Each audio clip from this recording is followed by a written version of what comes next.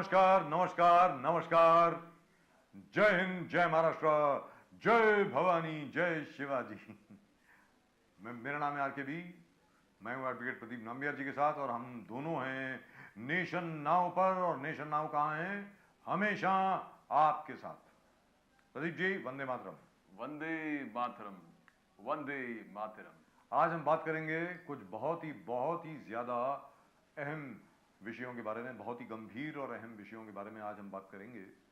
सबसे पहले, जहां तक पर्यावरण का प्रश्न है, मुंबई का प्रश्न है, ठाणे का प्रश्न है, याद रखें these are all coastal areas. ये कोस्ट के इलाके हैं, बिल्कुल समंदर के साथ सटके हैं।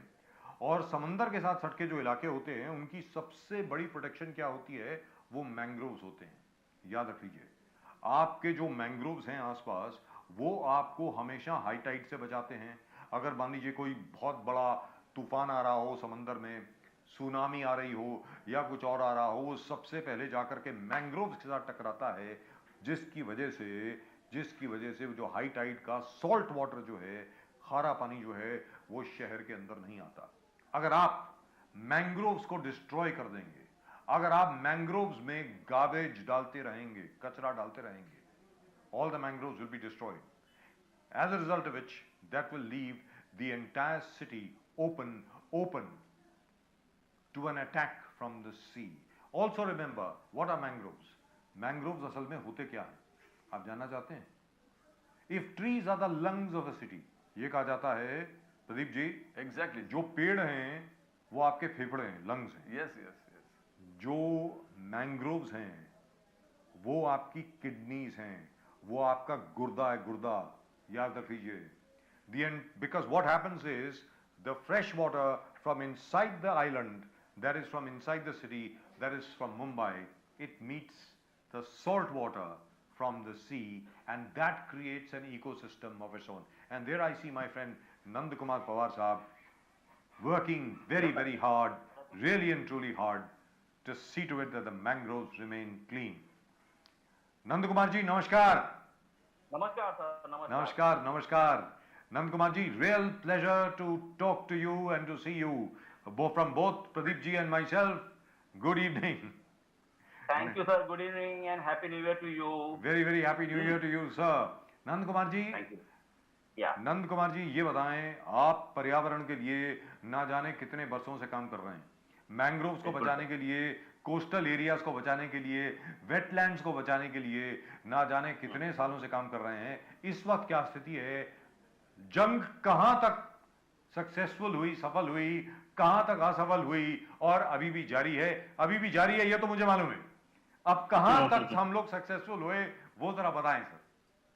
सर, जंग तो हमारी जारी है 2005 से, जब से मुंबई डूबी थी बारिश में, मतलब सुनामी में, जिस तरह के बारिश हुआ था 26 जुलाई 2005 में जी, तभी ये जाके उजागर हुआ कि मैंग्रोव क्यों इंपॉर्टेंट है coastal city like Mumbai. That's right. तो हाँ, तभी से हमने ये कोशिश शुरू की कि मैंग्रोव तो किसी भी सूरत में बचने चाहिए जी। तो उसके लिए हमने ये प्रयास किया कि हमारी कम्युनिटी जो है, कोस्टल कम्युनिटी, फिशिंग कम्युनिटी जी, एमएमआर में आप देखोगे कि हर गांव के पिछवाड़े में मैंग्रोव या वेटलैंड आपको मिलेंगे जी। तो पहले कम्युनिटी को कन्विंस करना, उनको मोटिवेट करना, एजुकेट करना कि mangrove are very important stuff and must be protected. Right. तो हाँ, तो हमारी कोशिश तब से चालू है। लेकिन दुख की बात यह है कि जिस तरह से गवर्नमेंट के प्रोजेक्ट आ रहे हैं मैंग्रोव के ऊपर जी, वो सबसे दर्दनाक बात है हमारे लिए जी, क्योंकि हम जब ईस्टर्न सबर्ब की बात करेंगे, थाने क्रीक की बात करेंगे जी, तो आप देखोगे कि थाने क्रीक के शोर के ऊपर 3 dumping ground government of Maharashtra MCGM ने सेटअप किए हुए हैं जी, और उसका leaked untreated effluent continuous Thane creek में जाता है जी। आप जानते होंगे कि Thane creek has been declared as the flamingo sanctuary in 2016. On top of that, it's now Ramsar site. The third Ramsar site has been declared Thane Creek, and that's very pleasant news for us. But at the same time, we should concern about the pollution in the creek area. Yes, yes. But the only problem over there is that if you have so many dumping grounds in and around that area, and all the toxic effluents which are there, which are also being dumped in that area, very soon, you will have another major problem. Not just of garbage being dumped, but also of the soil becoming poisonous. Nandakumar ji. Correct correct. और ये हम लगातार sir प्रयास कर रहे हैं कि किसी भी सूरत में कोई भी म्युनिसिपल सॉलिड वेस्ट हो या फिर नॉन बायोडिग्रेडेबल ट्रैश हो जी, वो मैंग्रोव में नहीं जाना चाहिए, क्योंकि मैंग्रोव हम जानते हैं कि ये स्पॉनिंग एरिया होता है, ब्रीडिंग एरिया होता है मच्छी के लिए जी, which can be called maternity ward for the fish who come into the mangrove area and lay their eggs. yes, यही एरिया अगर आप खत्म करोगे पोल्यूशन की वजह से जी, तो मच्छी तो नहीं मिलेगी। जी, और आलम ये है कि ये सब थाने क्रीक और wetland in the vicinity has been contaminated beyond imagination. that's awful, that's awful, right, और ये सर हम दावे के साथ कह रहे हैं क्योंकि हमारे पास रिपोर्ट है। I have tested the water sample twice last year and found to be water found to be very contaminated. The BOD ideally should not exceed 30 milligram per liter. It has found to be 450 milligram per liter. 450 milligram per liter. Yes. Oh God. Massive, massive. Pradeep ji, बिल्कुल TDS, Nand Kumar ji, हम लोग देखा कि ये तीन चीज होता है कि लोकल पॉपुलेशन को वहां के एडुकेट करना, जहाँ भी ये वेटलैंड्स है, जहाँ भी पॉन्ड्स है, क्रीक्स है, तो इट्स अ नॉर्मल प्रैक्टिस कि वहां के लोग उसको गार्बेज डंप के इस्तेमाल करते हैं। जहाँ आपने बहुत संघर्ष किया गार्बेज को वहां से निकालने के लिए बहुत सारे वेटलैंड्स और क्रीक्स और लेक्स से, तो it's a three fold effect. I think first convincing the local municipal और गवर्नमेंट अथॉरिटी, उनको कन्विंस करना कि भाई आपको इसको प्रोटेक्ट करना है, लोगों को ऑल्टरनेट चीज करके देना कि गार्बेज डिस्पोजल के लिए एक सिस्टम बना के देना वहां पर, या अफ्लुएंस जो जा रहा है उसके लिए कोई ट्रीटमेंट का सिस्टम करना। इट्स अ लॉन्ग प्रोसेस, ये जंग बहुत जबरदस्त जंग है, बहुत लंबी लड़ाई है, बिकॉज लोगों को आसान तरीका है क्रीक के अंदर गार्बेज डाल दो, गार्बेज क्रीक में डाल दो, लेक में डाल दो, जो भी वेटलैंड है, छोटे छोटे लेक्स है, उसको डंपिंग ग्राउंड के इस्तेमाल करना। हमने बहुत बड़ा संघर्ष किया था कलीना तालाब के लिए, हमने देखा कि लोकल्स को ओपन वाटर बॉडीज देखा, उसको डंपिंग ग्राउंड ऑटोमेटिकली इस्तेमाल करते। तो लोकल बॉडीज और सरकार का बहुत अहम, और आप जैसे ऐसे कर्मठ एनवायरमेंटलिस्ट का बहुत बड़ा एक हिस्सा होता है, but all three people have to work together. It's a very long task. बिल्कुल सर, अभी रिसेंटली आप देखोगे कि ये जो गार्बेज, जो नॉन बायोडिग्रेडेबल ट्रैश है या फिर फ्लोटिंग ट्रैश है, जो कई ओपन ड्रेन्स है मुंबई में, अभी ईस्टर्न सबब में आप देखोगे तो 5 outlets which are directly connected to the Thane creek, और उनके माध्यम से लगातार ये ट्रैश कचरा जो हम फेंकते हैं, वो कूड़ा कचरा वो जाते रहता है मैंग्रोव में कंटिन्यूसली। तो हमने वन शक्ति के माध्यम से 2018 में पिटिशन फाइल किया एनजीटी में, और एनजीटी ने कहा कि ये सब जिम्मेदारी म्युनिसिपैलिटी की है, क्योंकि ये फॉरेस्ट का जुरिडिक्शन आता है, because all the trash come all the way from the cities, and that is their duty to monitor how much amount of trash going into the mangrove area and damaging the ecosystem, but nobody bothers. Okay, and last year alone the NGT, honorable NGT, has imposed penalty on MPCB and other municipalities with extent of rupees 12,000 crore for not handling properly treatment and not dealing scientifically with the affluents and has any of that penalty been paid? Has no, they have I don't think they would have paid even 12 rupees. They are accepted the penalty, but they try to minimize the amount they are supposed to pay. They accept it because there is no runaway from the fact. Yes, but the only thing is, but the only thing is, Nandakumar ji, the fact is, I've seen you work very, very hard. I have seen you fight alone. I have seen you fight where nobody else was willing to fight. I have seen the fisher community from the entire city of Mumbai and Thane and elsewhere dwindling because all the fish are just disappearing. As you said, the mangrove ecosystem is best suited for the spawning of fish. And if that disappears, that means the fishermen lose their livelihood, which means we hand over all our fishing grounds to foreign powers. Now, isn't that something that people understand? Isn't that something that the government understands? Mr. Nandakumar. Exactly. हम यही चाहते हैं कि government agencies और government themselves take fishing community for granted. जो भी projects आते हैं तो उसके बारे में सोचते नहीं कि ये प्रोजेक्ट का इम्पैक्ट क्या होगा। कम्युनिटी के ऊपर, उसके जी। लाइवलीहुड के ऊपर। अभी रिसेंट केस है सुप्रीम कोर्ट का, आपने शायद देखा होगा कि 2013 से हम लोग फाइट कर रहे थे सुप्रीम कोर्ट में, that is because of the loss of livelihood, because of the project implemented by the JNPT, ONGC, TIDCO and and other project proponents. Yes. So first time in the history of traditional small scale fishermen, the court has accepted our rights on the fishing area as per the Article 21 of Indian Constitution. Fantastic. The fishing area belongs to fishing community. They Yes. have exclusive right on that, and that right has been confirmed by the Honorable Supreme Court, and they have ordered JNPT to pay the damage done by the JNPT, ONGC and TIDCO. And accordingly, the JNPT has been ordered to compensate 1630 project affected family to pay them extent of rupees 95 crore in 3 weeks. Brilliant. So that is Absolutely something, brilliant. Isn't that wonderful, because Pradeep ji? it's- That's wonderful. What I would say, Nandkumar ji, ये आपको नहीं लगता कि हर चीज में single window जैसे होता है, ये एनवायरमेंटल इश्यूज, वेटलैंड वाले इश्यूज, water bodies वाले coastal issues, issues, coastal mangroves. issues, you need one particular single window to handle multiple, because multiple agencies are in. Now you saw MPCB आ गए, उधर अगर कोई म्युनिसिपल अथॉरिटीज वो अपने जो waste है उसको छोड़ देता है, म्युनिसिपल अथॉरिटीज और समथिंग कलेक्टर के बीच में आते, तो अलग अलग एजेंसीज है. Now you will find it very difficult communicating with various agencies. The problem is multiple agencies are responsible for destroying the mangroves, the wetlands, the water bodies. Now probably a single window is required to control these events. Don't you think so? You have raised very vital point, very vital point. I really appreciate that, because every time, as you have mentioned, we used to go to various departments. When we see the mangrove destruction is happening, I'll like to talk about one incident which has happened recently. I saw the destruction is happening, the trucks are unloading into the mangrove area on the wetland. I immediately rushed to the forest department. Gee. They have said, this is not our jurisdiction. Okay, you go to the mangrove side. Yes. Because this mangrove has not been handed over to us. Okay, then I went to the police station.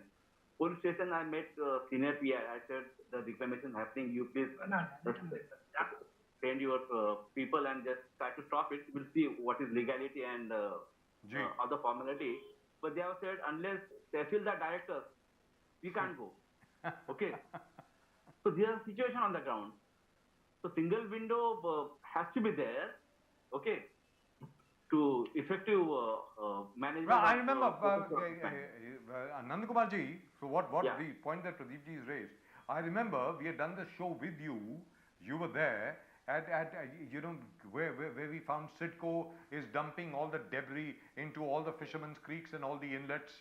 We also saw how ONGC and JNPT have more or less destroyed the entire fishermen's villages and the areas. And in fact, 26 जुलाई को भी जहां पर flood नहीं आया था वहां पर तकरीबन हर रोज फ्लडिंग हो रही थी. ये भी हम लोगों ने देखा, because all the outlets were closed, all the mangroves had been more or less destroyed. मेरा ये कहना है कि वो लोकल कम्युनिटी जो थी वो बिल्कुल आपके साथ थी. क्या वहां पर सिडको को लेकर के, जेएनपीटी को लेकर के, apart from the supreme court order, क्या कोई और सफलता हमको मिली है पर्यावरण को लेकर के? नंद कुमार जी. हाँ सर, काफी हद तक हमें सफलताएं मिली है, क्योंकि आप देखोगे कि उरण में दोनागिरी node, okay, which is the largest node, TIDCO has been proposed to be developed. Right. That is, entire node has been spread on 2,740 hectares of land, and 99% of the land is ecological sensitive land. Yes. And TIDCO's legal paper says, while developing the node, you have to have reclamation up to 3 to 4 meters. Okay. So Yes. almost 12 feet of land filling is required. Okay. And in the same node, TIDCO has proposed SEZ project on 1250 hectares of mangrove area. Oh God. Yeah. Okay. So after going to the court, the work has been stopped. There are Wonderful. many sites like Naugar, Pagote, Bhenkar. The reclamation has been stopped completely, but still there is no guarantee. Okay, and it's going to be very dangerous step by the government, despite the fact they know The entire node is a low-lying area situated 3 meters below the high tide line, and any reclamation, any landfill in the area will have very dangerous ecological disaster. Because Uran Taluka, if you talk about Uran Taluka doesn't have any history of flooding as of now. That's right. But 2019, you are one of the witnesses. You see we saw it. Yes. Kunde village, Navgal village, Yes, and we were there. So Yes. much. That was not the history of Uran Taluka. Okay.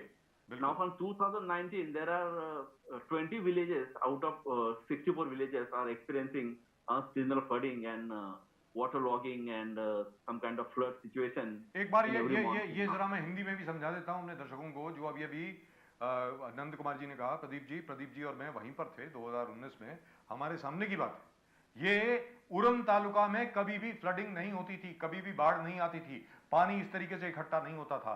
लेकिन 2019 के बाद 64 में से 20 गांव जो थे वो पानी में डूब जाते थे, क्योंकि सिडको ने, जेएनपीटी ने और एक जगह पर ओएनजीसी ने, बाकी जगह पर नहीं, सिर्फ एक जगह पर, वहां पर पानी के बाहर जाने का जो रास्ता था उसको रोक दिया था। Effectively they formed a dam, बांध बना दिया गया था वहां पर, जिसकी वजह से लोगों का रहना जो है वो तकरीबन नष्ट भ्रष्ट हो गया था।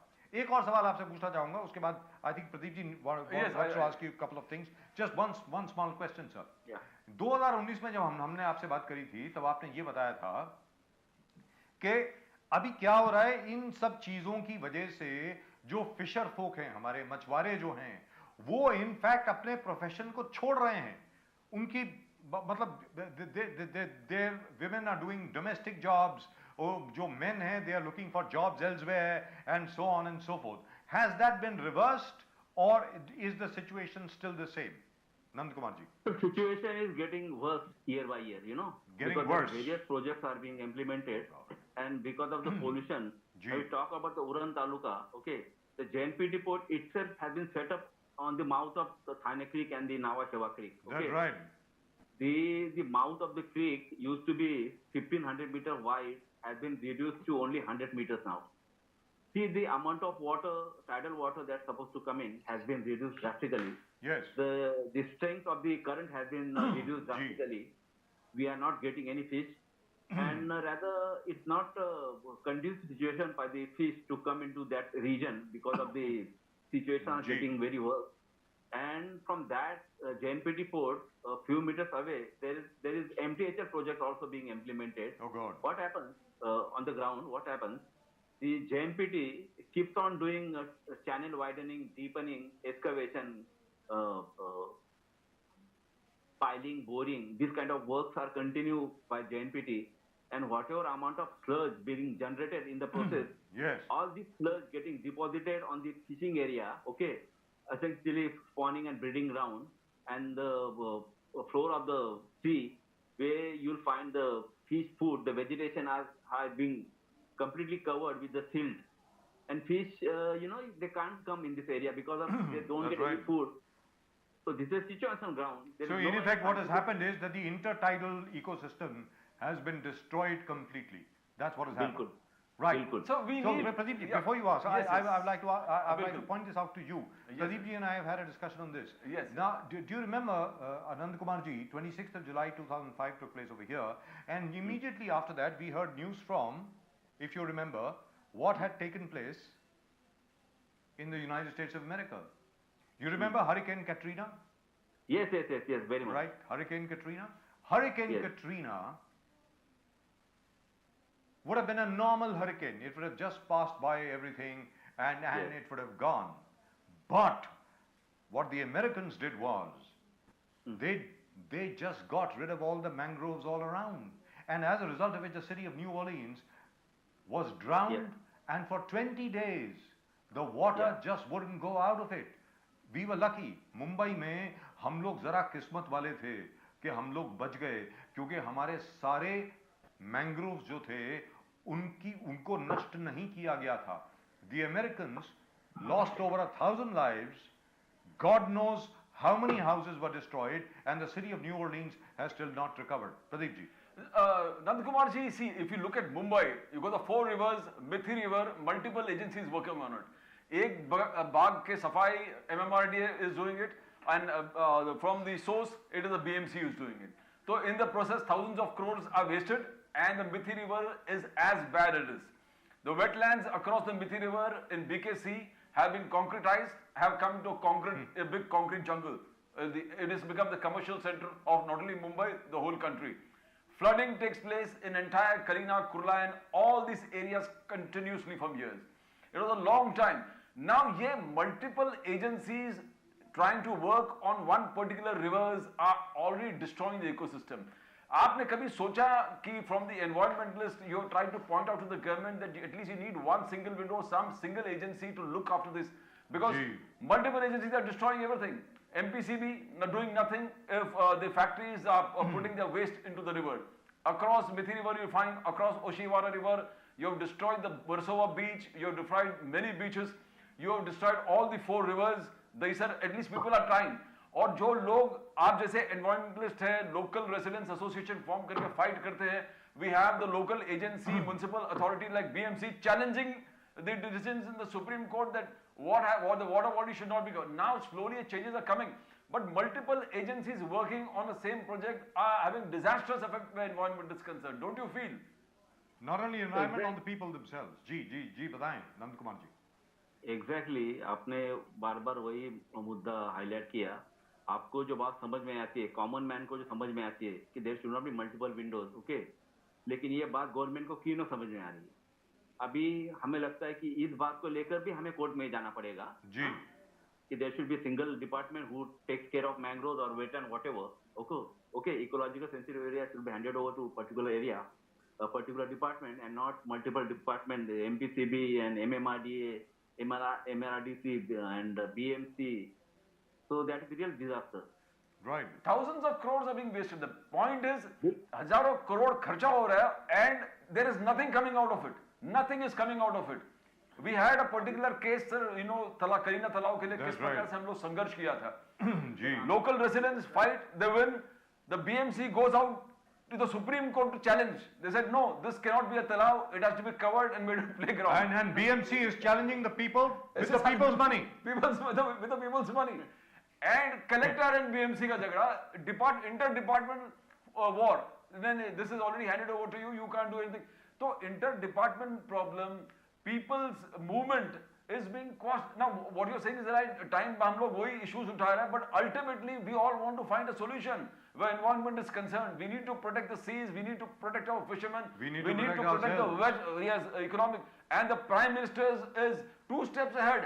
वो बोलते हैं, I want to stop this menace entire of जिस प्रकार से प्रदूषण फैला रहा है पूरे. We are moving towards Gadkari ji working towards end of petrol and diesel because that is harming the environment. Carbon footprints, Prime Minister says we are going 2 steps. Climate change, we are fighting. But at a local level, small departments are not in line with the government.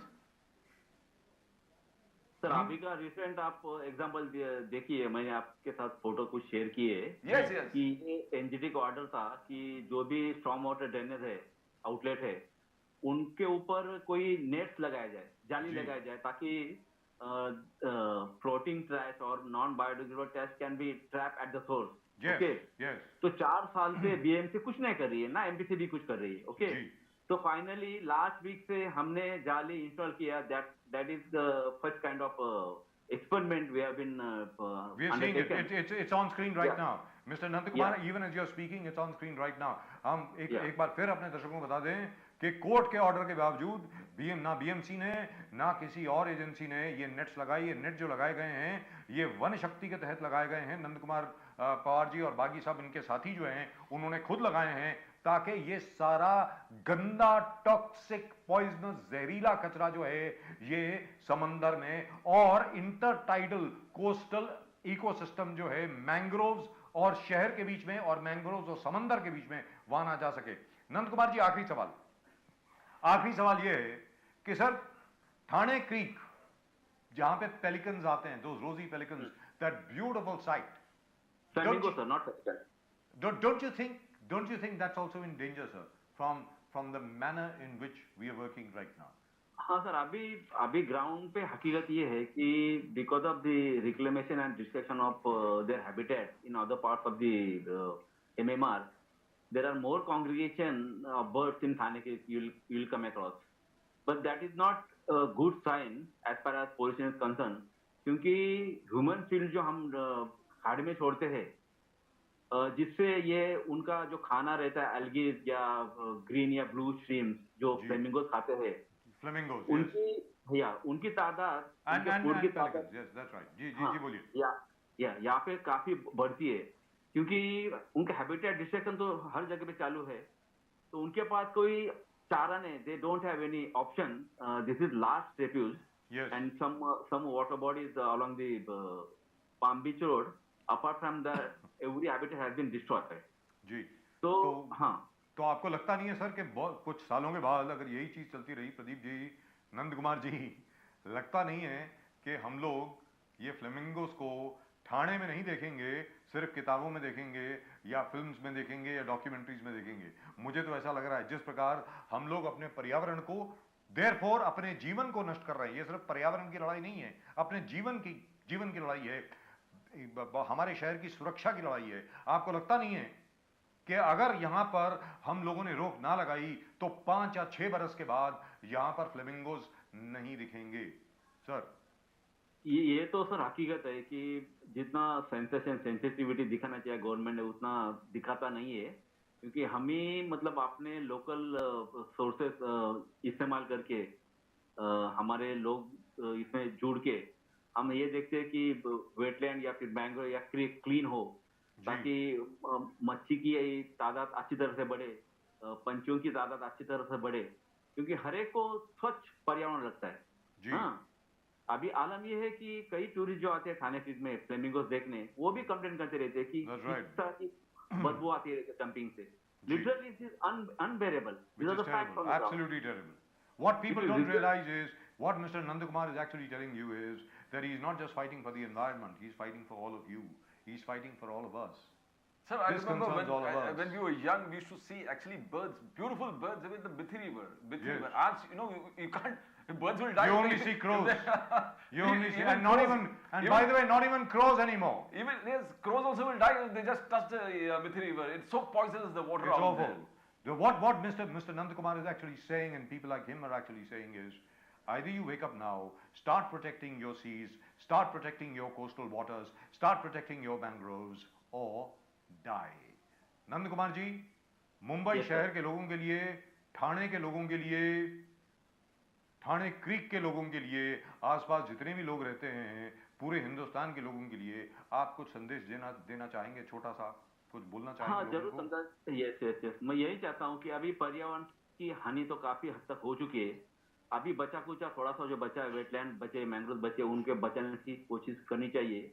और ये काम केवल नंदकुमार पवार का नहीं है, हर लोगों का है जिनके जीवन के साथ ये जुड़ा हुआ है, क्योंकि स्वच्छ पर्यावरण, शुद्ध हवा और शुद्ध पानी ये हर एक इंसान की या जो भी लिविंग क्रीचर्स है उनकी जरूरत है, और उनको बचाने की कोशिश करनी चाहिए। सरकार अगर आगे आए तो हम उनके साथ काम करने के लिए कभी भी तैयार है, लेकिन उनको सेंसिटिविटी आनी चाहिए कि this are high time now, they have to act seriously. Sir, the same thing in Marathi, if you can just a couple of sentences Marathi. अभी जो आपने हिंदी में बोला वो अगर आप मराठी में भी बोले हैं, और ये भी बताएं कि अगर ऐसा नहीं हुआ तो उसका परिणाम क्या होगा? सर बताएं। हा, आता परिस्थिती अशी राहिलेली आहे की आता आपण चान्स घेऊ शकत नाही, पर्यावरणाला आपण गृहीत धरू शकत नाही, कारण अगोदरच प्रचंड हानी झालेली आहे पर्यावरणाची, प्रदूषण प्रचंड वाढलेलं आहे।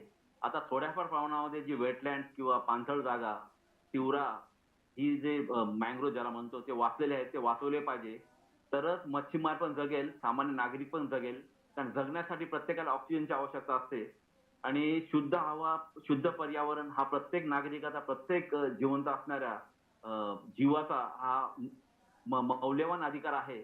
त्यासाठी सरकारने काहीतरी गंभीरपणे पावलं उचलावी आणि जे काय थोडंफार वाचलेलं आहे त्याला टिकून ठेवावं, प्रदूषण विरहित ठेवावं। आम्ही सरकारसोबत काम करण्यास कधी पण तयार आहोत।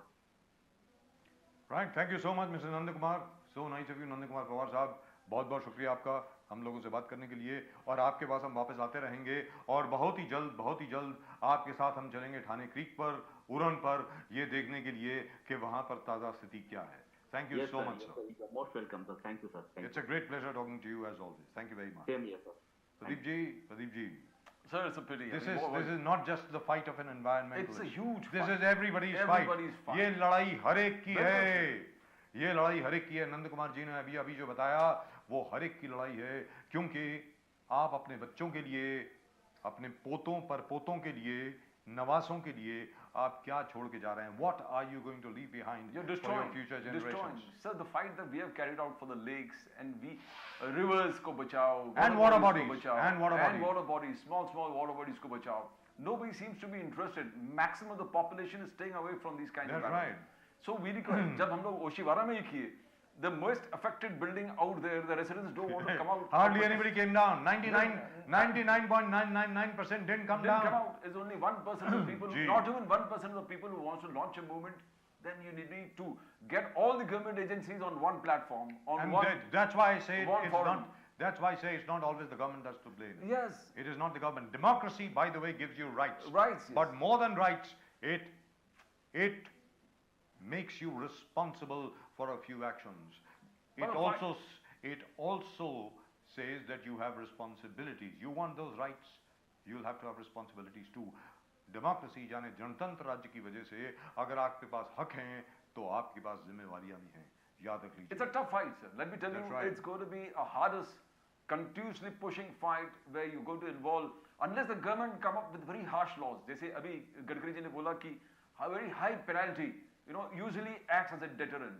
Something like this, that you can't push the garbage out, dumping the garbage, dumping the waste in wetlands and all, impose huge fine and criminal punishment. Pradeep ji, as I have been saying always, Singapore में अगर आप सड़क पर थूकते हैं तो Singapore dollar 500 Singapore dollar का fine है. It's a deterrent. People are scared. Hindustan में और कोई चीज काम नहीं करती है. सीधी सादी बात है, लोगों को आपको सजा देनी होगी. जो आपका पर्यावरण, याद रख लीजिए, पर्यावरण किसका है? भारत का है, भारतवासियों का है. जो आपके पर्यावरण को दूषित कर रहा है वो भारत माता का दुश्मन है. ये याद रख लीजिए. And we shall continue with this. This, by the way, is a subject which is the closest to my heart, as also to Advocate Pradeep Nambia. We will continue with this. We're not going to let this go. In the meantime, some new development, Pradeep ji, has taken place as far as the Yogi Raj Ashram area is concerned. Yes. वहाँ पर भाई हम लोगों ने जितना करना था किया. नेशन नाउ की वहाँ पे मुहिम शुरू हुई. जुबैर अंसारी साहब हमारे साथ थे. उसके बाद क्या हुआ? एक बार पुलिस आई, 2 बार आई, तीसरी बार आई. अब हमने सुना है कि वहां पर जो तंग गली थी इतनी, उसको शायद क्लीन अप कर दिया गया, शायद हटा दिया गया है. We'll have Zubair with us in just a little while. Pradeep ji, but that's really good news, right? It's a great news, sir. We find everywhere we find that when you push the administration, it really works, and they really out to help. If you highlight then the problems that are genuine problems, the entire prashasan works towards fulfilling the obligations towards the people out there. And the people यहाँ पर त्रस्त थे, लोग त्रस्त थे. Eve teasing हो रहा है, and small galas having hundreds and hundreds of workers. Right. Working conditions were bad, and then a huge fire hazard. And a huge fire hazard. And a huge security hazard. Because all these guys are illegal immigrants. I tell you what, Pradeep ji. Yes, sir. We've got senior journalist Zubair Ansari right over there. और जो अग्रसर थे इस पूरी की पूरी campaign में, इस पूरे आंदोलन में. जुबैर जी, नमस्कार. Namaskar, sir. How are you? Absolutely fine. Thank you very much, Zubair. I can see you now. Hello, sir. Pradeep, sir. How are you? Very good. Fantastic. जी, जुबैर जी बताएं आज क्या हुआ? What happened today? क्या हुआ? सर आज ladies police के साथ थे, कांस्टेबल, फील्ड मार्शल, सब गली के अंदर गली में आ गए. और आने के बाद में जो पान पट्टी वाला जो सबसे ज्यादा गोवा गुटखा सब बेच के वहाँ पे जमा करता है लोगों को, चाय वाला, इन सब की बराबर खबर ली पुलिस ने आके. सबको मार के गोवा गुटखा जो भी उसके पैकेट थे वो रोड पे बोला जलाने के लिए. अभी के भी जला हमारे सामने. उन्होंने वो गोवा गुटखा पुलिस ने अपने सामने जलवाया. पूरी गली खुश है नेशन नाउ की मुहिम से. बजाज साहब आपकी वजह से, प्रदीप भाई आपकी वजह से, सर आप लोगों का जो सहयोग मिला, नेशन नाउ को जो सहयोग मिला, उसकी वजह से लोग बहुत खुश हैं. और हम चाहते सर कि यहाँ पर मैं जरा रोकना चाहूंगा. मैं सबको बताना चाहूंगा कि इसमें जुबैर अंसारी साहब का बहुत बड़ा हाथ है. सबसे ज्यादा योगदान इसमें जुबैर अंसारी साहब का है. Zubair please continue. जी बताएं. सर इसमें ये बीच रोड में जो एक दुकान है वो मैं आपको दिखाना चाहता हूँ. अगर आपका कैमरा अगर ऑन है तो मैं आपको दिखा देता हूँ मेरे पिक्चर में, मेरे फोटो में दिखा देता हूँ मैं आपको. ये गली का रास्ता है सर, ये Can गली we have और Zubair on full screen, please? जी सर ये जो है, ये जो दुकान है बीच में, ये दुकान सबसे बड़ा मेजर पॉइंट है यहाँ पे झगड़े का। ये जी। दुकान इलीगल इंक्रोचमेंट अगर इसका हटता है तो सर ये 90% यहाँ की प्रॉब्लम खत्म हो जाएगी। ये दुकान अगर टूट जाएगी तो बहुत कुछ ठीक हो जाएगा। That's a fantastic thing, sir. Right, Every बाकी right. सब हर चीज हो रहा है। Can you show that again? Zubair, can you show that again, please? Yeah, sure, sir, I will. So this is the picture, Right, and this is the lane which you see, right, and this is the pan patti shop, right. and this shop is illegally made, and Yes. now the owner of this shop has made the survey and get the numbering from the SRA, Wow. and now this man is going to pass his shop in the SRA project, Wow. which fall under the Bharat Cooperative Society. But Ji. sir, how these people can get the shop in SRA? Because this shop is in the middle of the lane. Right. Isn't that amazing? Isn't that amazing? It's and awful. absolutely illegal. awful. जी बिल्कुल. It is We a- saw that. Zubair ji, we saw that. We saw Yeah. that. लेकिन आज जो action हुआ उसके लिए मुबारकबाद. We must thank the Vakola police station कि उन्होंने आज एक्शन लिया. प्रदीप जी. बिल्कुल सर। और ये जो दुकान है, नाउ मेन चीज है कि जुबैर अंसारी ने जिस प्रकार से एक मुहिम चलाया, बिकॉज ही फाउंड पूरे एरिया एंड रेसिडेंट्स त्रस्त थे, कोई लीडरशिप क्राइसिस था कि कौन बजाए। 2-3 बार इन्होंने खुद कंप्लेन किया तो प्रशासन इनके पीछे पड़ गए कि आप आइए, आप स्टेटमेंट दीजिए। That was the best. That was terrible. तो initially That was really terrible. I mean, how बहुत can you बड़ा do एक that? विषय है कि जो आदमी इस चीज को हाईलाइट करना चाहता जी। है, प्रशासन पहले उनको दबाने की कोशिश करता है कि आपने ये क्यों किया, आप आके स्टेटमेंट, यानी 2-3 घंटा आपको पुलिस स्टेशन में वहां पर बिठा के आपका स्टेटमेंट ले लेंगे। और आज वो कांस्टेबल आया वाकोला पुलिस स्टेशन का, उसने मुझे फोन किया, मुझे फोन करके बोलता है कि मैंने आप लोगों का शो देखा। देखने के बाद में उसने एक लेडी का नाम लिया, बोलता है वो लेडी तो वहां रहती है, वो यहाँ से कैसे आएगी जाए। मतलब अभी भी उनको यकीन नहीं है कि लोग त्रस्त है। जी तो जब मैंने उसको बोला कि 20 तारीख को मोर्चा है हमारा, ये सब जी यहाँ से आती है जाती है। जी फैंटास्टिक। जी. But I tell you what, I must give credit to Zubair for the fact that he was actually able to inspire people to बिल्कुल. come with him. Yes. क्योंकि लोगों को बाहर निकालना बड़ा मुश्किल होता है साहब. बहुत मुश्किल जैसे हम है. लोगों ने अभी भी ओशीवारा में देखा, ओशीवारा में जो अफेक्टेड बिल्डिंग है 5-5, 6-6, 7-7 करोड़ के जहां पर फ्लैट हैं, वहां कोई आगे ही नहीं आना चाहता, सिर्फ 4 या 5 लोग बेचारे बाहर आ गए। यहां पर आपके एफर्ट्स की वजह से सभी लोग बाहर आए, लिहाजा पुलिस को भी इसको अपने ताबे में लेना पड़ा, which is fantastic. So now what? Zubair जी, अब इसमें आगे क्या होगा ये बताएं। सर अभी आगे तो इसमें यही होने वाला है कि यहाँ पे आके पुलिस का QR कोड लगेगा। यहाँ पे पुलिस दिन में 3 बार 4 बार आएगी। जी सर यहाँ पे इस गली में सिर्फ 2 ही मैनेज है, दो लोगों को सबसे ज्यादा प्रॉब्लम है।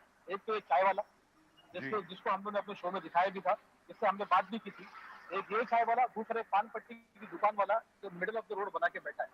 अब सिर्फ पुलिस से और प्रशासन से सिर्फ एक ही उम्मीद है हमारी कि आप इन दोनों दुकानों को, पहले तो जो इलीगल दुकान है इसको तोड़ा जाए, बीच रास्ते में से इसको हटाया जाए, और दूसरा चाय की दुकान वाले को, चाय की दुकान वाले को ये बोला जाए कि तेरे ग्राहकों को तू अंदर बिठा के खिला, ऐसी बात।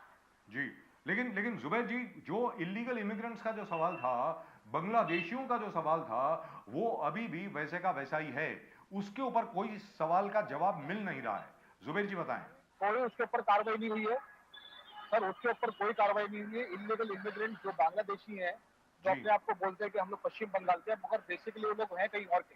जी उन लोगों के डॉक्यूमेंट अभी पुलिस की तरफ से चेक नहीं हुए हैं। वो लोग अभी भी अपना 150 200 आदमी गालों में काम कर रहे हैं अभी भी। तो उनका वहां कोई के भी किसी भी तरह का डॉक्यूमेंट चेक नहीं हुआ। वहां के रेसिडेंट्स अभी लास्ट में मोर्चा लेके जाने का विचार है। वहां के पूरे जितने भी रेसिडेंट्स मोर्चा लेके जाने का एक प्रयास कर रहे हैं वहां पर, और शायद 20 तारीख को म्युनिसिपल और बीएमसी को नोटिस भी दिए हैं कि हम लोग पूरे संघर्ष कर रहे हैं, जब तक आप इस चीज को रोकेंगे नहीं, प्रशासन रोकेंगे नहीं, हमारा संघर्ष जारी रहेगा। सर 2 ही पॉइंट में बोलूंगा। एक तो ये इलीगल इमिग्रेंट्स जितने भी हैं ये चलाने वाले, उनका एक ही इनका मेन आदमी है, इनका रजाई खान। ये रजाई खान ये RZ इंटरनेशनल का मालिक है। ये इसकी दुबई में कम से कम इसकी 7 से 8 दुकानें दुबई के अंदर इसकी, यहाँ पे भी इसकी बहुत सारी दुकानें हैं। ये कहाँ से इतना ये इनकम टैक्स रिटर्न फाइल करते हैं कि नहीं, GST की कितनी चोरियां करते हैं, लोगों को कहाँ से लेके आते हैं, क्या काम करवाते हैं, इनका माल कहाँ से आता है, कहाँ इनका माल बिकता है, ये सारी की सारी चीजें पुलिस को फाइंड आउट करनी चाहिए। ये रजाई खान इतने शॉर्ट पीरियड ऑफ टाइम में इतना बड़ा आदमी कैसे बन गया जो उसने दुबई में अपने शोरूम खोली?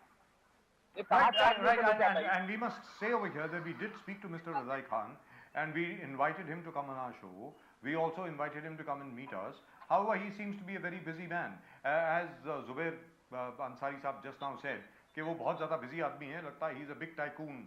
You know, he has franchisees and shops all over the world. Sir, he believe himself that he is a big tycoon, but he's not. He's just you said a small garment unit runner. He just brought people from the outside of the India and doing work here.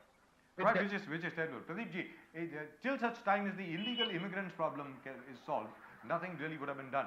ये problem जो है, चलिए इसके ऊपर हमें Vakola police station को धन्यवाद देना होगा। बहुत अच्छा काम किया आपने जो मुहिम यहाँ पे जुबैर अंसारी साहब ने जिसको लीड किया, जिसका नेतृत्व किया, हम लोग भी उसमें शरीक थे, हम लोगों ने भी उसको दिखाया। नेशन नाउ की कैंपेन थी, उसके तहत आपने एक या दो काम तो किए, लेकिन ये इलीगल इमिग्रेंट्स वाला जो मसला है प्रदीप जी, जब तक वो सॉल्व नहीं होता तब तक कुछ सॉल्व नहीं होगा। सर, ये पूरे एरिया में जैसे आप देखेंगे वो पूरे लेन, अभी ठीक है वहां के ट्रैफिक पुलिस आके लोगों हमारे कंप्लेंट्स के बाद traffic police came into action, पूरे रोड खाली कर दिए, गुटखा के दुकान वो पूरे गुटखा निकाल दिए, इलीगल सेल ऑफ गुटखा, वो पूरा गुटखा लेके जला डाला।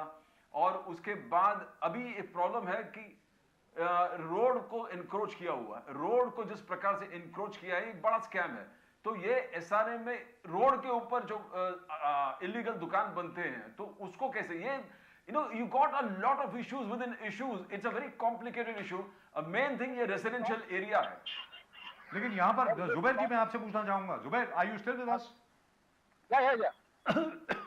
ये जो दुकान आपने दिखाई जो बिल्कुल सड़क के बीच में, इतनी छोटी सी गली है उसके बीच में दुकान बन गई है। Now obviously this could not have been made without the help of the BMC officers concerned। जो वहां BMC के लोग हैं उनकी मदद के बिना तो शायद मुझे नहीं लगता कोई बना पाया होगा। जुबैर जी सर कैसा है कि BMC अगर एक भी ईंट एक्स्ट्रा अगर तुम रखते हो अपने घर में तो BMC को सबसे पहले पता चल जाता है कि यहाँ पे क्या होगा जी। BMC को, पुलिस को, सबको पता चल जाता है कि यहाँ पे इलीगल कंस्ट्रक्शन, यहाँ पे इलीगल डेवलपमेंट हो रहा है। अभी मिडल ऑफ द रोड वो आदमी ने पहले दुकान बनाई और वो दुकान के बाजू में उसका अपना ऑफिस ही बना दिया है। क्या बात है, क्या बात है। अब उस आदमी ने क्या किया है कि उसने नंबरिंग करा के SRM में अपना गाला पास करवाएगा। और sir you know what is the rate in Kalina right now the property. If this person will get any commercial gala in Kalina, so 100% this gala will come around 60 to 70 lakhs. Right. Sir, that's a windfall gain. That's a lottery. ये सब slum lords है, ये slum lords को with the police can have a special act जिसके अंदर 6 महीने इनको arrest करा सकता है। The Gangster Act जो भी है and Slum Lord Act है, तो इसके दायरे में पुलिस के टेक, बिकॉज ये जरूरी है। ये अगर अभी कंट्रोल इस क्षेत्र को नहीं किया तो पूरे रेसिडेंशियल एरिया इफेक्ट हो जाएंगे। जैसे हमने देखा कि लेडीज कंप्लेन कर रहे थे जब हमने प्रोग्राम किया कि हमारे छोटे छोटे बच्चे जो स्कूल में जा रहे हैं उनका ईव टीजिंग हो रहा है। छोटे बच्चे जो गर्ल्स स्कूल गर्ल्स है उनका शोषण हो रहा है, उनका ईव टीजिंग हो रहा है, बुजुर्ग लोगों का ईव टीजिंग हो रहा है। और 7 बजे के बाद जब ये फैक्ट्री ये बंद होता है, they are staying in the same garment units और बाहर निकल के वही गली में हम लोग घूमते रहते हैं। तो आम आदमी का आना जाना वहां पर इतना मुश्किल कर दिया है। और specially ladies can not venture out in the night, in the late evenings. We are only going by their statement that they stop work at 7. Yes. I don't think they would be stopping work at 7. Yes. Zubair ji 7 to 11. मुझे तो नहीं लगता कि वो शायद 7 बजे अपना काम रोकते होंगे। मुझे ऐसा लगता है कि वो नाइट शिफ्ट अलग चलती होगी। नंबर 2, डे नाइट काम जो है 24 आवर्स काम चलता है इन लोगों का। That's what I thought। मुझे भी ऐसा लगा। लेकिन यहाँ पर आपसे एक छोटा सवाल पूछना चाह रहा हूँ। सवाल ये है कि आपको लगता नहीं है कि यहाँ पर कोई माफिया ऑपरेट कर रहा है? मतलब जिसमें हमारे कुछ अफसरान भी इन्वॉल्व होंगे, एडमिनिस्ट्रेशन के लोग भी इन्वॉल्व होंगे, वहाँ के जो लोकल स्लम लॉर्ड्स हैं जैसे प्रदीप जी ने बताया वो होंगे, जो लेबर माफिया है बांग्लादेश से जो लेबर लेके आती है, जो गारमेंट ओनर्स हैं जिन्होंने वहाँ पर इलीगल गाले और फैक्ट्रीज बना रखी हैं, वो सब इन्वॉल्व होंगे। आपको लगता नहीं है जुबैर जी? माफिया लोग ही इसमें इन्वॉल्व है इसमें। बीच में जो 5 लोगों का नाम मेंशन किया था मैंने कंप्लेंट में डीसीपी के पास में, उन पांचों के पांचों लोगों का नाम मैं लिखा था मैंने। इन पूरे के पूरे रजाई खान के बाद में इन सारे बांग्लादेशियों को और यहाँ के जितने भी इलीगल टोकोरी हैं, इन सबको शरण देने वाले अगर कोई है तो ये 5 लोग हैं जिनके नाम से मैंने कंप्लेंट की थी मैं। तो ये लोग हैं, आज किसी भी बांग्लादेशी को या गली के किसी भी टपोरी को अगर तुम कुछ कहते हो तो ये पांचों के पांचों तुमसे आ जाएंगे झगड़ा करने के लिए। आम आदमी के बस की तो बात है ही नहीं इनसे झगड़ा करना। Right. This is the problem with our agencies, administration, प्रशासन से। आप कोई भी प्रॉब्लम पहले उनके पास लेके जाएंगे तो पहले उसको बोलते हैं कि रिडिक्यूल करते हैं, ऐसा हो ही नहीं सकता, ऐसा होता भी नहीं है, आप झूठ बोले। जैसे बोले कि ये एरिया इस एरिया में नहीं रहते, कंप्लेनेंट दूसरे एरिया में रहते हैं, रिडिक्यूल करना। देन फिर उसको वायलेंटली अपोज करना, बोलता नहीं। जैसे जुबैर अंसारी सीनियर पत्रकार को पुलिस स्टेशन में बुला के बोले स्टेटमेंट रिकॉर्ड करो, वायलेंटली अपोज करना कि ये हो ही नहीं सकता है। और उसके बाद जब और प्रेशर है और लोग एक साथ जुड़ जाते हैं, लोग आंदोलन पे उतरते हैं, they said yes there is a problem and we are coming to solve it. Now we are waiting for the third stage to happen where the entire administration zooms down on this place. Now you got a problem with SRA is concerned. The greed to have one more shop or one more house is forcing these slumlords to encroach upon the road, on the passages. So in effect, very shortly there will be no lane over there. There will be no lane there. Right. And if you don't act now, all the people, laborers working in this garment union, hundreds and hundreds of them will be SRA, will be authorized. घूमते फिरते रहेंगे and there will be no one to, ये डराते हैं कि नहीं ये mafia है, बहुत खतरनाक लोग हैं, ये बांग्लादेशी है, ये हथियार लेके घूमते हैं। प्रशासन has to act. We And are not right scared. in Zubair the Ansari middle. is not scared. None of us are scared because we are taking this campaign right through to see that this illegal garment units and the crowding of people, the crowding of migrants has to stop. Now the fact is, Zubair, one final question to you. इस shop की वजह से जिसकी आपने बात करी और उसके अलावा बाकी जो वहां इलीगल गाले हैं, वहां के लोगों ने हमको एक चीज बताई थी और वो बड़ी बहुत ही गंभीर समस्या है कि अगर मान लीजिए कोई क्रिटिकली इल है, वहां पे कोई बीमार है बेचारा, किसी को हार्ट अटैक हो गया है या कोई और तकलीफ हो गई है, तो एम्बुलेंस तो अंदर जा ही नहीं सकती। No ambulance can go inside. उसको बाहर कैसे निकालेंगे पेशेंट को? सर आप मेरी सोसाइटी में सिर्फ आइए, मैं आपको बता, जिस फ्लोर पे मैं रहता हूँ 6th फ्लोर पे, मेरे फ्लैट के बिल्कुल सामने वाली लेडी, उसको अटैक आया, उसको पैरालाइज हुई, वो गिरी। आप यकीन नहीं करेंगे सर, उसको लिफ्ट से लेके आने के बाद में उसको हम लोग उसको स्ट्रेचर पे लेके गए, उसको एम्बुलेंस तक, उसको अपनी गली से लेन से निकाल के उसको लेके जाने तक की जगह नहीं है वहाँ। और रही ये गली की बात, अगर सर आप अटैक की बात कर रहे हो, अटैक से एक आदमी मरेगा, मगर अगर इस सोसाइटी में अगर आग लग गई, अगर कुछ हो गया, मैं आपको बोलता हूँ सर, यहाँ पे फायर की गाड़ी आ ही नहीं सकती, एम्बुलेंस से छोड़ दीजिए आप, एक छोटी सी टैंकर नहीं आ सकता पानी का आग बुझाने का। Absolutely true. Absolutely. That's terrible. But I tell you what. जी, please finish. और सर जो बड़े बड़े फायर इंजन होते हैं फायर डिपार्टमेंट के, लेडर होती है, बड़ी बड़ी गाड़ियां होती हैं, एम्बुलेंस होती है, वो तो इस गली के अंदर घुस ही नहीं सकती। ये इतनी आग लगेगी, आग लगने जब तक यहाँ पे कम से कम 20-25 लोग मर जाएंगे, उसके बाद में शायद कुछ हेल्प पहुंचे यहाँ पे fire department. Which is terrible, absolutely terrible. Multiple agencies. Right, but Zubair, congratulations to you. Very well done indeed. Keep up the good work. We are with you. We are absolutely with you. But we must thank the Vakola police station for taking some action at least. कुछ action उन्होंने लिया. Yes, sir, but we should encourage and we should push Vakola police station to also, that you should take some action against the illegal migrants. Absolutely, that is the most important point. And come from the Bangladesh or somewhere else, and who is the Razai Khan, who has become the billionaire, who believes himself that he is a billionaire in short period of time. How he can become a billionaire? I hope Mr. Razai Khan comes on the show and gives us his version. I hope so. I hope it's an open invitation to him, and I'm saying it publicly. Thank you very much. Zuber जी, बहुत बहुत शुक्रिया आपका आपसे बात करने के लिए और इस आंदोलन में शरीक होने के लिए, इस आंदोलन का नेतृत्व करने के लिए बहुत बहुत शुक्रिया। Sir, thank you to you and also and nation now too. Congratulations to you. Very well done indeed. Fantastic work. Thank you, sir. Thank you.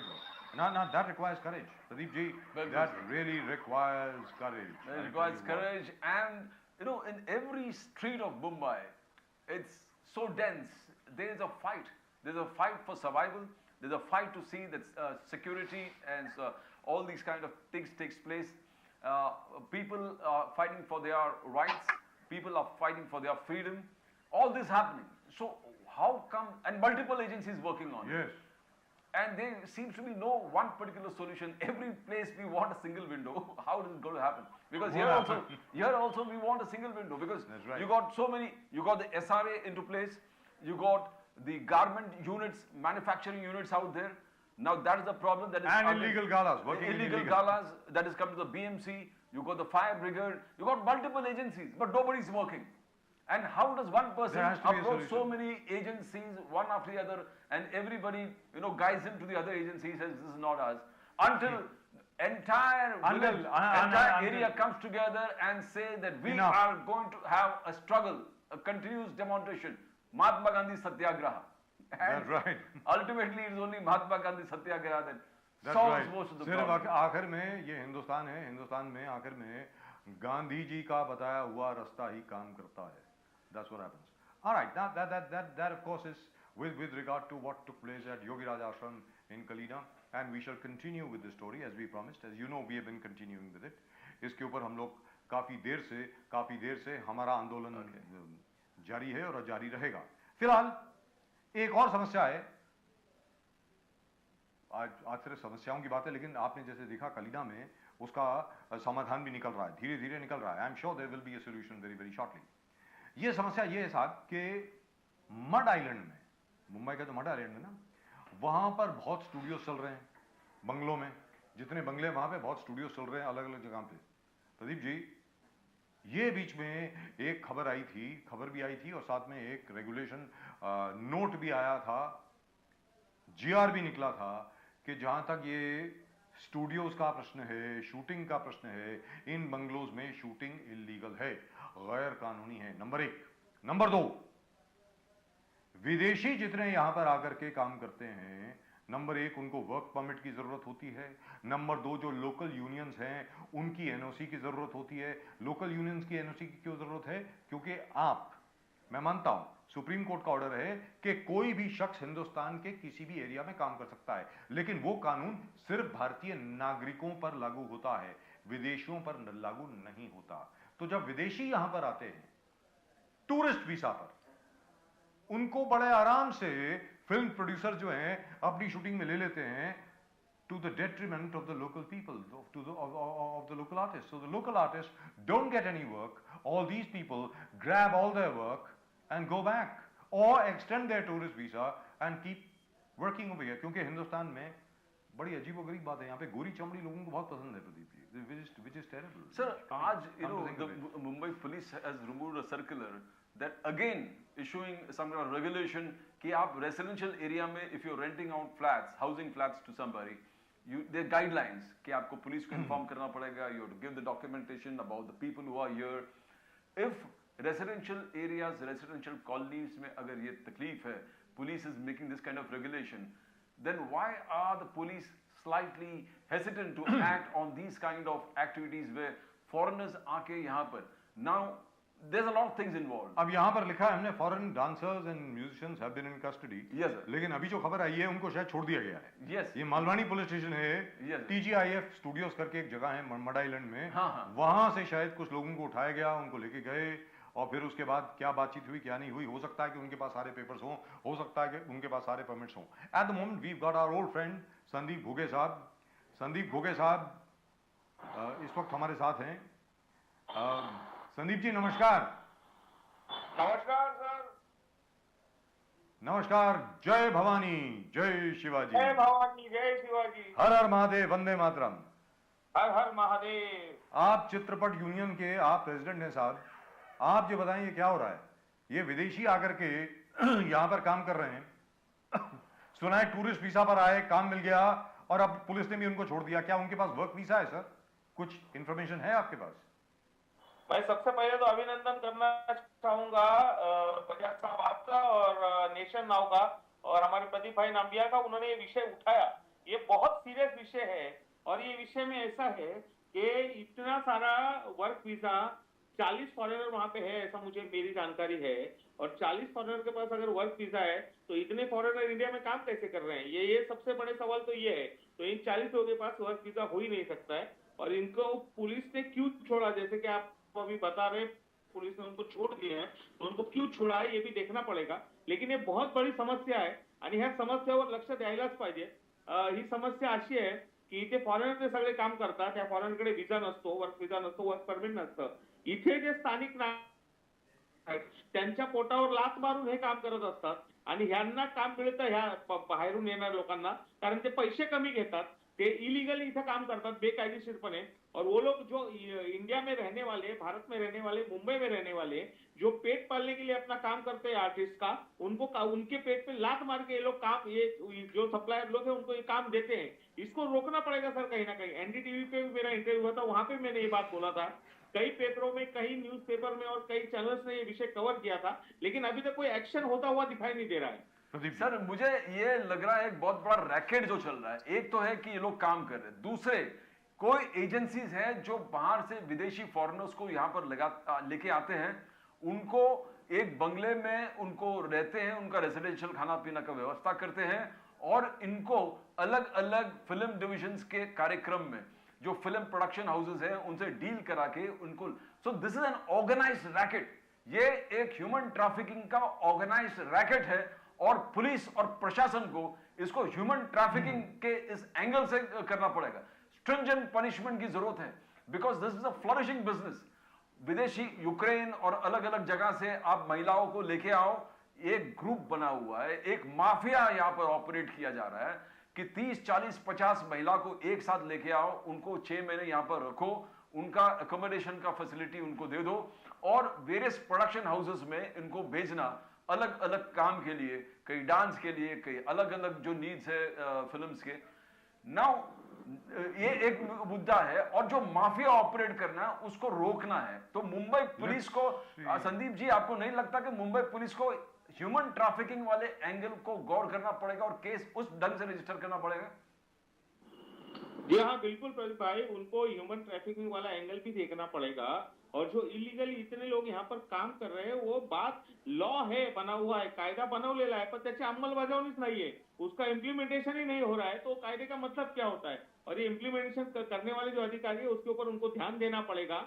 हम लोग कई बार यूनियन के माध्यम से कंप्लेंट, यूनियन को बहुत गालियां खानी पड़ती है सर, लेकिन यूनियन अच्छा भी काम करती है. यूनियन ये भी काम करती है कि जो हमारे लोग यहाँ पर काम कर रहे हैं, हमारे जो देसी नागरिक है, जो हमारे भारत के नागरिक है, जो मुंबई में काम कर रहे हैं, उनको काम दिलाने वाला काम भी यूनियन करती है. लेकिन वहां पे सुनवाई, अगर वो पुलिस अधिकारी है तो उनको वहां पे सुनवाई होनी चाहिए और ये यूनियन का अच्छा काम भी दिखना चाहिए और इन लोगों के ऊपर कार्रवाई होना चाहिए. और उस एंगल से आपने एकदम बिल्कुल ठीक कहा, जो एंगल ह्यूमन ट्रैफिकिंग वाला है, जो ये यहाँ से इतने लोग आते कैसे हैं, यहाँ इंडिया में इतने लोग यहाँ अलग अलग देशों जो आ रहे हैं, वो आते कैसे, यहाँ पे रहते कैसे और ये वर्क परमिट के बिना काम कैसे कर रहे हैं, ये बहुत सीरियस विषय है, ये देश के लिए खतरा है.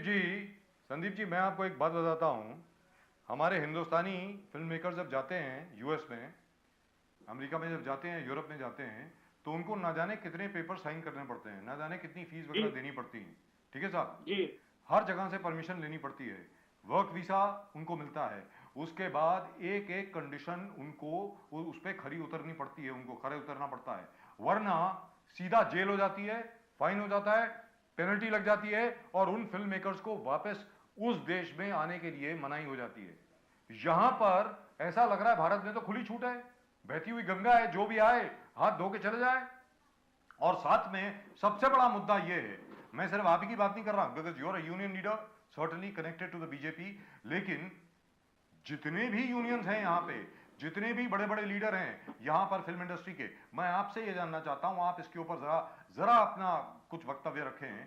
जैसे हमारे आज योगी आदित्यनाथ जी आए थे, उन्होंने बॉलीवुड के बहुत बड़े बड़े दिग्गज लोगों से बात करी, लेकिन मैं ये जानना चाहता हूं आपसे, जैसे आदित्य चोपड़ा जी हो गए यशराज फिल्म्स के, अपने करण जौहर साहब हो गए धर्मा फिल्म्स के, हमारे महेश भट्ट साहब हो गए, ये जितने भी बड़े बड़े लोग हैं, ये इसमें क्यों अपना ध्यान नहीं देते, क्यों अपने लोगों के लिए ये काम नहीं करते, क्यों नहीं ये लोग बोलते कि हमारी फिल्म के अंदर अगर कोई वर्क वीसा के बगैर आएगा, अगर यूनियन की एनओसी के बगैर आएगा, अगर यहां पर किसी हिंदुस्तानी लड़की या लड़के का काम छीन करके किसी विदेशी को काम दिया जा रहा है तो हम नहीं लेंगे, ऐसा क्यों नहीं करते?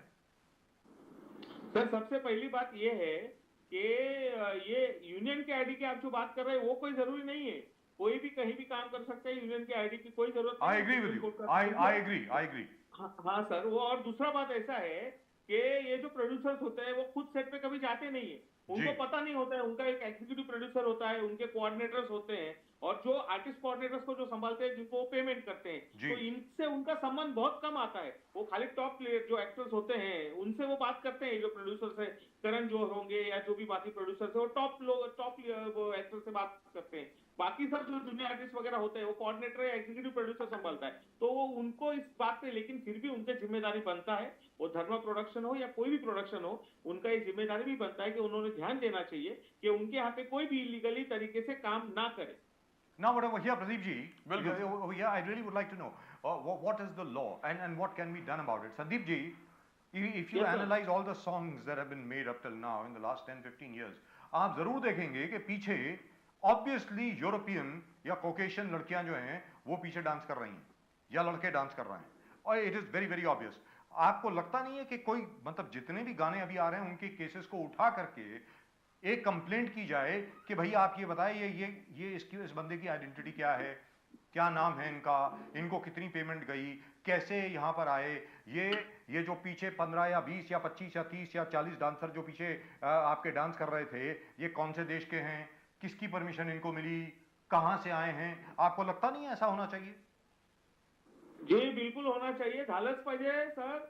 आणि असं आहे की याचे प्रमुख, राष्ट्रीय प्रमुख आपले देशाचे गृहमंत्री आणि खूप मजबूत गृहमंत्री अमितजी शाह आहेत, आणि आपल्या महाराष्ट्राचेही खूप मजबूत गृहमंत्री आहेत अपने देवेंद्र फडणवीस, त्यांच्यापर्यंत हमें हा विषय लेना है, उन तक ये विषय हम लोग लेके जाने वाले हैं, इसके ऊपर कार्रवाई होना ही चाहिए। ये कार्रवाई की बहुत ज्यादा जरूरत है, ये कार्रवाई होनी चाहिए। Pradeep ji, let me finish. एक और बात जोड़ देता हूँ इसमें जोड़ता ये हूँ कि यूनियन की तरफ से हम लोग जब तक ये रुकेगा नहीं तब तक इसको फॉलो अप करेंगे और जरूरत पड़ने पे आंदोलन भी करेंगे। जी प्रदीप जी, संदीप जी, आप मुझे ये बताइए, जैसे देवेंद्र फडणवीस साहब हैं, बड़े आराम से इसके ऊपर ये पूरी फाइल मंगा सकते हैं, सब कुछ कर सकते हैं, क्योंकि यू नेवर नो कौन सा देश किसको यहां भेज रहा है, in the guise of a tourist visa, in the guise of a film artist, कुछ मालूम नहीं है। It could be a security risk, forget about everything else. Sandeep ji. Sir, हमारे गृह मंत्री देवेंद्र जी बहुत दमदार है, वो जरूर इसके ऊपर एक्शन लेंगे, ऐसा मेरा पूरा विश्वास है। और अभी तक ये विषय लाइमलाइट में नहीं आया है, क्योंकि ये छुपा अंदर अंदर चलने वाला विषय है, बहुत बाहर ये आता नहीं है, लेकिन ये विषय को हम लोग बाहर लाएंगे और ये हम लोग देखेंगे कि बिना कोई सेटिंग किए, मैं आपको एक बार वापस, बिना कोई सेटिंग किए और लोग करते होंगे, भारतीय जनता पार्टी की भाजपा चित्रपट यूनियन इनके ऊपर एक्शन लेने के लिए पूरा फॉलो अप करेगी। Actually what has happened, you know Sandeep ji, बात यह है कि पुलिस रेगुलेशन आज भी निकला है कि अगर रेसिडेंशियल एरिया में भी आप रेंटल किसी को लेते हो तो उसका भी 1000 फॉर्मेलिटीज रखे कि आपको लोकल पुलिस को इन्फॉर्म करना पड़ेगा, उनके वेराबाउट चेक होना पड़ेगा, पुलिस वेरिफिकेशन होता है कौन है जो यहाँ पर रहने को आया है। बट यहाँ पर एक इंडस्ट्री में इतने लोग फॉरेन, बाहर देश विदेश से आ रहा काम करने के लिए, उनका कोई सिस्टम ही नहीं है। वो टूरिस्ट वीजा पे आते हैं, यहाँ पर काम करते हैं, जैसे बजाज साहब कहता कि they could be a security risk involved. We are concerned about national security. And second thing is, जहां ये विदेशी महिला जिस प्रकार से आते हैं, there you have problems of drug trafficking, drug trading, use of narcotic substances, तो you are looking into multiple social disturbances affecting the society. तो इस पे you know either there has to be a law that makes it very easy for foreigners to come and act here. जैसे probably UP chief minister यहाँ पर आए थे कि बोले कि आप यहाँ पर हम सब्सिडी देंगे, आपको ये फैसिलिटीज देंगे, वो फैसिलिटीज देंगे। तो एक चीज है कि आप कोई तो सिस्टम बनाओ, अगर विदेशी को लाके आपको यहाँ पर एक्ट कराना हो, करना पड़ेगा, तो उसके लिए एक सिस्टम फॉर्मलाइज करें जो आसान हो, तो nobody is violating the system। भैया यहाँ पर there's a brutal violation of all systems। And Pradeep ji, I am very surprised about that। कौन नाच रहा है, किधर से आ रहा है, it's absolutely। Well, let's talk about today, Pradeep ji। बिल्कुल। I am very surprised, मुझे तो बड़ी हैरानगी हो रही है कि जिन लोगों को वहां से उठाया गया, वो फॉरेनर्स जितने भी नाच रहे थे, नाच रही थी, उन सब लोगों को छोड़ भी दिया गया। Exactly। क्या उनके सारे papers are they absolutely alright, are they in order, सबके पास वर्क वीसा है, मतलब सबके पास परमिशन है? अजीबोगरीब मसला है। अब संदीप जी, आखिर में what do you plan to do? आखिर में आप इसके ऊपर क्या, एक तो देवेंद्र फडणवीस जी के पास आप जाएंगे, जरूर जाएंगे, I am sure he will listen and I am sure he will take action, और उसके अलावा इसको आप आदरणीय सम्मानीय गृह मंत्री अमित शाह साहब के संज्ञान में भी लेकर के आएंगे ताकि पूरे हिंदुस्तान में ये प्रैक्टिस स्टॉप हो या इसको रेगुलराइज किया जाए। जी, एक और काम मैं करूंगा, जो हमारे निर्माता हैं, जैसे आपने कहा धर्मा है या और भी बहुत सारे बड़े बड़े प्रोडक्शंस हैं, उन सभी निर्माताओं से, प्रोड्यूसर से भी निवेदन करूंगा कि सर आपका प्रोडक्शन है, आपकी जवाबदारी, आपकी जिम्मेदारी भी बनती है कि आप थोड़ा सा चेक करें कि इलीगल लोग तो आपकी फिल्म में नहीं काम कर रहे हैं। Correct. और ये जो प्रदीप भाई ने कहा, एक और बात मैं थोड़ा जोड़ देता हूँ इसमें। प्रदीप भाईंनी असं सांगितलं की ह्याच्यामध्ये जे काम करतात ह्याच्यावर काही कायदा आहे की नाही। बरोबर कायदा है, FRO का कायदा है, लेकिन जब भी हम लोग उनके पास जाते हैं, DCP नियति ठक्कर मैडम थी, उनका ये कहना था कि हम लोग लोकल पुलिस स्टेशन को बोलते हैं, लोकल पुलिस स्टेशन वो कायदे से ज्यादा जानकारी रखते नहीं उस कायदे की, फिर वो थोड़ा सा मिसकम्युनिकेशन हो जाता है, उसका इम्प्लीमेंटेशन करने में थोड़ा प्रॉब्लम होता है। तो मेरा ये निवेदन है सरकार से, गृह मंत्री जी से, हमारे राष्ट्रीय गृह मंत्री जी से भी निवेदन है कि जो लोकल पुलिस स्टेशन है उनको भी इनके ऊपर कार्रवाई करने का पावर दिया जाए। राइट। संदीप जी, बहुत बहुत धन्यवाद आपका हमसे बात करने के लिए। Thank you so much. I hope you will follow this up. We will certainly follow this up. हम वादा करते हैं अपने दर्शकों को, हम वादा करते हैं संदीप घुगे जी से, हम वादा करते हैं महाराष्ट्र की पूरी जनता से, मुंबई के सारे लोगों से, जूनियर आर्टिस्ट से, डांसर्स से, म्यूजिशियन से, जितने भी लोग यहाँ पे बॉलीवुड में काम कर रहे हैं, सबसे कि इस सिस्टम को रेगुलराइज करना पड़ेगा। इस तरीके से, जैसा प्रदीप जी ने कहा, this really comes under the human trafficking act. Illegal human trafficking act के तहत यहां पर एक्शन होना चाहिए, या फिर आप उसको टोटली रेगुलराइज कीजिए, या तो खुली छूट दे दीजिए, या तो सरकार पार्लियामेंट के अंदर एक बिल ले आए, एक्ट बना दे कि जिसको जो करना हो करो।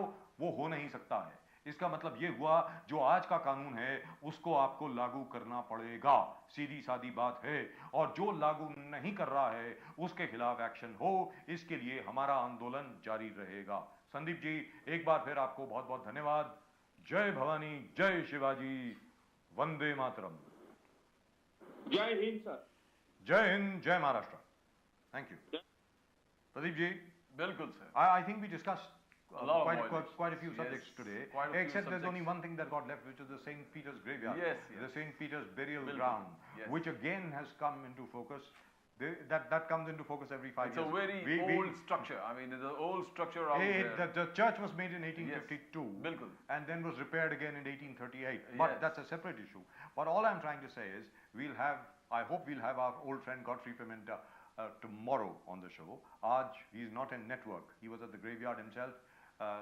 हर बार BMC के जब चुनाव होते हैं तो कहते हैं कि भाई रोड वाइडनिंग में, मतलब वो जो बेरियल ग्राउंड जो है, वो जो ग्रेवयार्ड है, वो भी आ जाएगा वगैरह वगैरह, which would be a great pity because St. Peter's Church in Bandra is easily one of the biggest landmark churches of Mumbai. Look at that, look at that. It's so absolutely beautiful. It is so beautiful. It is magnificent. It is absolutely magnificent. There is a system that That's you a have heritage. to protect the That old is a heritage structure. Of course, nobody's touching the structure. Yes, the burial grounds attached to it. Let me clarify. It is the burial grounds attached to the church which are in focus right now, and we'll talk about this tomorrow. कल जब प्रदीप जी और मैं यहाँ पर होंगे, हम इसके बारे में जरूर बात करेंगे. Hopefully, at that time, Godfrey Pimenta phone will be in network. That's it. That's all we've got for you in tonight's show. फिलहाल आप कृपा करके, अगर आपको ये चैनल पसंद आया हो या आपको शो पसंद आया हो, लाइक बटन दबाएं. All right, I tell you what, Godfrey is with us. Is that right? I'm amazed. Miracle, absolutely miracle of St. Peter. Godfrey, can you hear me? Yes, sir. Yes. How are you? How are you, Godfrey? This is a miracle. Yeah, I'm fine, sir, I'm we had fine. given you up. Right, so Godfrey Pimenta is with us. All right, Godfrey, these guys are going to ask you to do something with regard to your phone, something to do with auto rotation. Can you please do that? And then we'll start talking to you. I think we've got Godfrey on. Can we have him on, please? Auto rotation. That's right. Auto rotation on your phone. But I tell you what, as far as this particular thing is concerned, the church is concerned, right next to it is the burial ground. The church itself has a beautiful history, magnificent history, and it is part of Mumbai. ये मुंबई का हिस्सा है. Do remember, it is Bishop Hartman who actually laid the foundation for the church way back in 1852. 1852 में ये church बनी और उसके बाद आगे जा करके, because it was in such a bad state, I think it was about 1932 or thereabouts, that it got built again. It was fantastic. And look at it today. She is so beautiful. Look at that church. Oh God, this is beautiful. This is magnificent. Pradeep ji, wonderful. Bilkul, absolutely. Sir, we need to have a system that we protect our ancient old monuments. These are monumentally old monuments. And how do we protect them? And this is a very emotive issue. सबसे बड़ी बात है if you have a graveyard, if you have a burial ground, which is hundreds and hundreds of years old, you can't do this. Suddenly you say that it has to give way to roads, it has to give way to. Now that is something that affects the sentiments of all the people. That's now right. This was prehistoric, pre-independence. I mean, it dates back to 1852, which means it is over 170 years old. Bilkul, sir. And when we have 170 साल पुरानी church है ये. Yes. 170 साल पुरानी. Not the structure, yes, the church itself, because the ground was consecrated. Correct. 170 years ago. Bilkul, sir. After that, the church was rebuilt, yes, because it was in a bad state, and also because the war started and all the Germans were they were all imprisoned and so on and so forth. But it's a beautiful church, and I hope we are able to preserve the graveyard. Is Godfrey on, please? Can we have him on? All right, forget about the auto rotation. We can take him on whichever way he is. All right, so at the moment, Godfrey is on the other call. I told you before, St. Peter works his miracles in very, very mysterious ways. You're on once and you're off again. The next moment. He's on and he's off. Maybe we'll wait for another minute. Otherwise, we'll have Godfrey on tomorrow. लेकिन अभी तकलीफ ये है, क्योंकि BMC के चुनाव आ रहे हैं, बार-बार हर 5 बरस के बाद जब बीएमसी के चुनाव आते हैं, तो सब लोगों की नजर पड़ती है इसी ग्रेवयार्ड के ऊपर. ये कहा जाता है कि बरियल ग्राउंड में हमारी रोड वाइडनिंग होनी है, वैसी वहां पे इतनी बड़ी सड़क है, और आपको सिर्फ चर्च का जो बेरियल ग्राउंड है इतना पुराना, वही आपको दिखता है. अरे भाई क्यों दिखता है? क्यों दिखता है भाई? अरे भाई मुंबई शहर का ये लैंडमार्क है. Mumbai without the Saint Peter's Church, nothing is happening to the Saint Peter's Church. लेकिन बेरियल ग्राउंड के ऊपर अगर आप हाथ डालने वाले हैं, वहां पर अगर आप कुछ करने वाले हैं, तो लिहाजा प्रदीप जी, मुझे ऐसा लगता है that's unfair. That's very, very unfair. It's very unfair to a community which has been very peaceful, which has provided such wonderful education to the entire city of Mumbai and to Maharashtra, which has provided so many medical services to the entire city of Mumbai. मेरा ये कहना है, आखिरकार क्यों हम ऐसा कर रहे हैं, Pradeep ji? So as you said that अभी मुंबई में एक स्पेशल लॉ है कि गाउठन को भी आप प्रोटेक्ट कर रहे हो, because gaothan is as old, years old, decades old, you can say before independence.